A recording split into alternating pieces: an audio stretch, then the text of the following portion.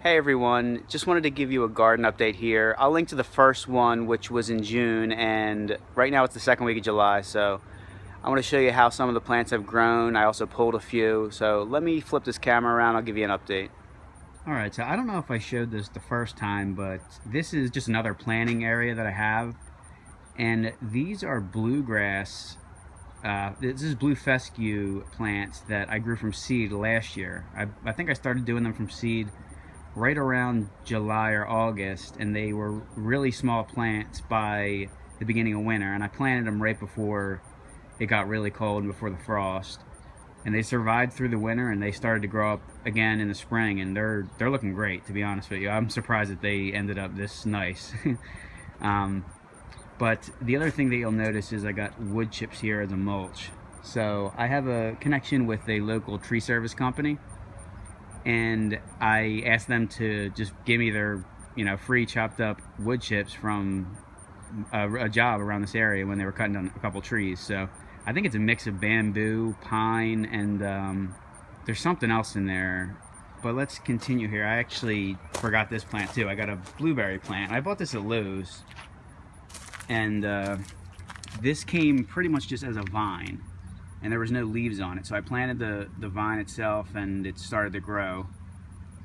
But the interesting thing about this is I paid $8 for this at Lowe's, and I should have looked at farms near me, because New Jersey's great for blueberries.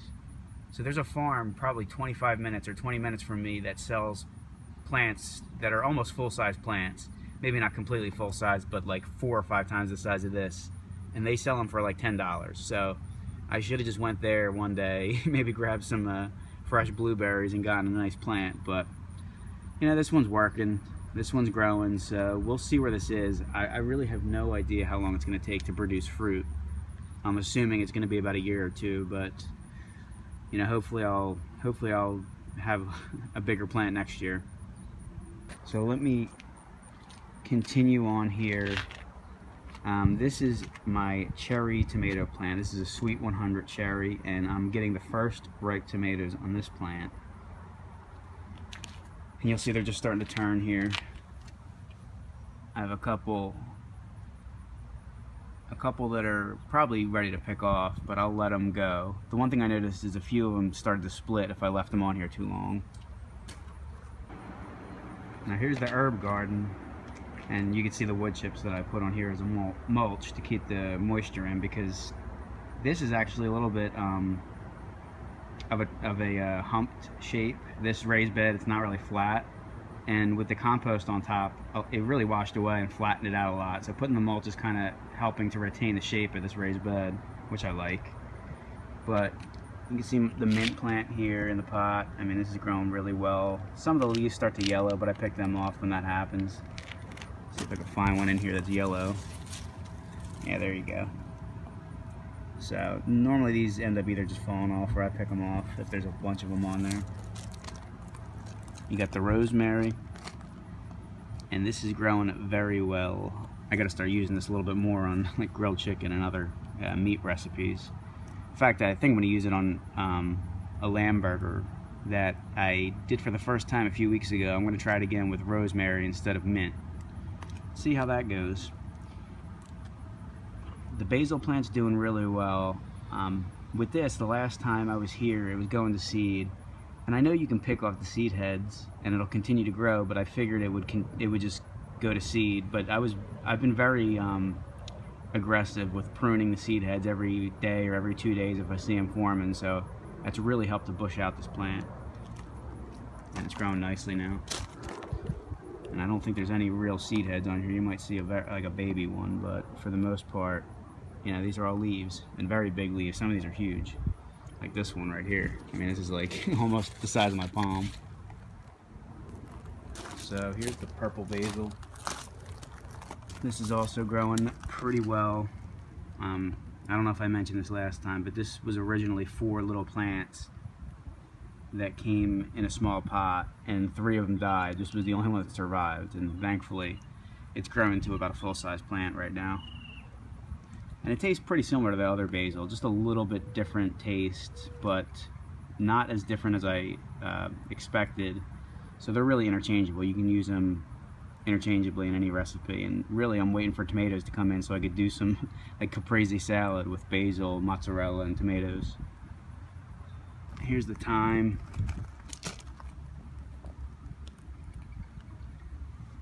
So this is starting to almost grow through the mesh stainless steel that I got here.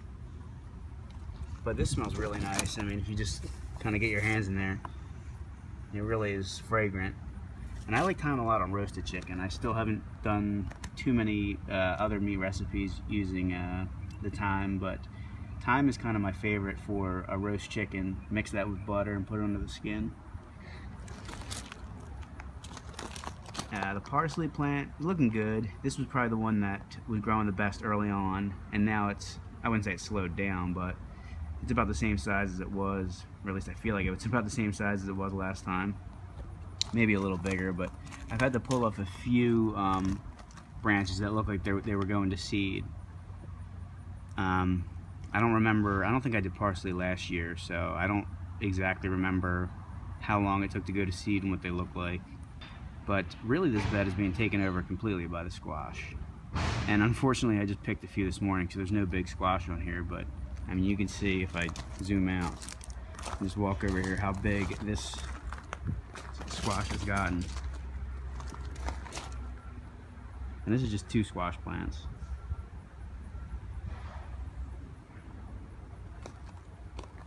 And then as a comparison, here's the squash plant that I put in the pot. So this one, the lower leaves always yellow, and this is really not producing as much as I thought it would. I think I've only gotten 2 or 3 little squash out of this one, whereas I've gotten probably 5 pounds or 6 pounds out of the other one. And they're growing really well now that it's been hot the last, 2 weeks, 3 weeks here. So this is my greens bed. I just cut out the lettuce plants the other day because they were all going to seed, and I mulched this. But the kale is still going well, and the chard is still doing well. I know chard does well in the heat. I didn't think kale was supposed to do well in the heat, but it still hasn't gone to seed or, gone limp or anything like that. So the plants are looking pretty healthy. And let's take a look here at the tomatoes. Now these are the 2 big tomatoes. We got the San Marzano. You see a couple fruits in here. And I don't see any ripening on here. Maybe a couple. No, it doesn't look like any are really ripening on this plant yet. But right next to that I got the green bell pepper. I do have a few big pepper plants on here. And I'm waiting for these to ripen. I probably could pick this now as a green pepper, but I'm waiting for it to ripen. Although I may pick one of them. There's actually 3 on here, so. And here's another husky cherry red plant. I believe I bought this one from Lowe's. It's kind of tough to see with the sun. I'm trying to zoom in here and focus, but I mean this has a lot of fruits on them. And I got 1 or 2 ripening on here. There's a few on the other side. If I can get in here. Yeah, you can see this one starting to ripen. And right behind the stem there's like a cluster of like 3 or 4 that are all kind of red or turning red. But kind of hard to see that on here. The one that's really doing the best is the big beef. So let me come around here and show you that one. So yeah, I mean this is growing up the stake, and it's almost reached the top of the stake. I mean, and this is completely loaded with fruits. And it's funny because they're not as big as they were last year, but there's a lot more because I didn't stake the plant last year, which was a huge mistake. So, I mean, you can see this is going up all the way to the top, and it just has another maybe like 6 inches to actually reach the top and surpass it. So let me actually go here. We've got more pepper plants over here that are producing. So this is probably the biggest pepper that I have on any of these plants. This is a giant Marconi. And like the other ones, I'm waiting for this to ripen. I did harvest 2 or 3 of these while they were smaller. I think that's supposed to encourage more fruits coming on the plants, but at the same time I do want most of these to ripen. I don't want to eat them green. And this is a sweet mini pepper. Now this was something that I got in an organic produce box a year or two ago, and I saved the seed, so I'm not even sure what color this is going to be. I think it was a mixed color pepper, so these might be red or they might be orange, I don't even know.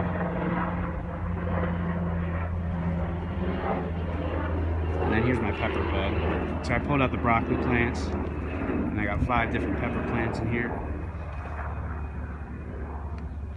Yeah, I mean, it's tough for me to see how the lighting is on this, but some of these have a lot of peppers. Let me go over to this side here. And this is a New Mexico variety. It's an heirloom variety. I think it's sweet. I don't think it's a hot pepper. These are Serranos.